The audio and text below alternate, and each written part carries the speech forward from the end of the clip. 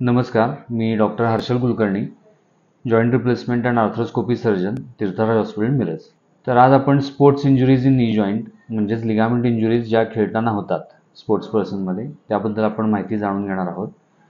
त्याआधी आपण कुठल्या भागाला गुडघ्यामध्ये इंजुरीज होऊ शकतात, प्रॉबेबल साईट्स आपण बघून घेऊया. तर ह्या लिगामेंट ज्या सपोर्टिंग स्ट्रक्चर्स आहेत ह्या कोलॅटरल लिगामेंट्स आहेत. त्यानंतर आतमध्ये जर तुम्ही सांध्याच्या आतमध्ये बघितलं तर ही अँटेरियर क्रुशिएट लिगामेंट आहे. ह्या स्ट्रक्चरला मेनिस्कस म्हणतात आणि हे जे दिसतंय हे कार्टिलेज आहे. तर ह्या सगळ्या स्ट्रक्चर्सना इजा होऊ शकते, इंजुरी होऊ शकते खेळताना. तर प्रत्येकाची ट्रीटमेंट ही वेगवेगळी असते. तर पहिल्यांदा मेनिस्कस इंजुरीज जर झाली आणि मेनिस्कस टिअर जर झाले तर त्यामध्ये काय करता येते, तर आर्थ्रोस्कोपिक मेनिसेक्टॉमी पार्शियल म्हणजेच काय, तर फाटलेल्या खुर्च्या किंवा गादीचा भाग जो आहे तो आपण दुर्बिणीतनं काढून टाकू शकतो फर्स्टली.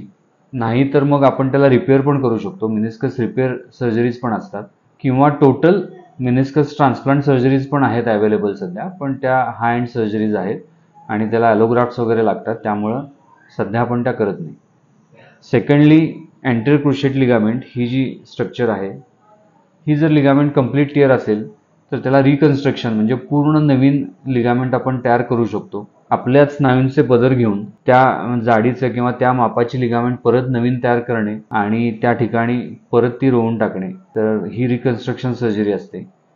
त्याच्यानंतर कार्टिलेज इंजुरीज जर झाल्या तर कार्टिलेज हे पूर्ण टोटल रिपेअर होत नाही, पण काही प्रमाणात त्याला कार्टिलेज ग्राफ्ट्स वगैरे करून आपण त्याला रिपेअर करू शकतो, पण त्या थोड्याशा कठीण आणि डिफिकल्ट प्रोसिजर्स आहेत. तर अशा पद्धतीनं आर्थ्रोस्कोपिक ह्या प्रोसिजर्स करून आपण स्पोर्ट्स इंजुरीज ट्रीट करू शकतो आणि ह्या 100% बऱ्या होण्यासारख्या असतात आणि 3 ते 4 महिन्यात परत खेळाडू पूर्ववत म्हणजे आहे त्या परिस्थितीमध्ये आहे त्या स्ट्रेंथनं आपलं स्पोर्ट्स ॲक्टिव्हिटीज परत घेऊ शकतात. सेकंडली आता या स्पोर्ट्स इंजुरीज टाळायच्या कशा, तर प्रथम तुमचा जो सरफेस आहे ज्यावर तुम्ही खेळताय तो थोडासा बघणं गरजेचं आहे, तो सपाट असणं गरजेचं आहे.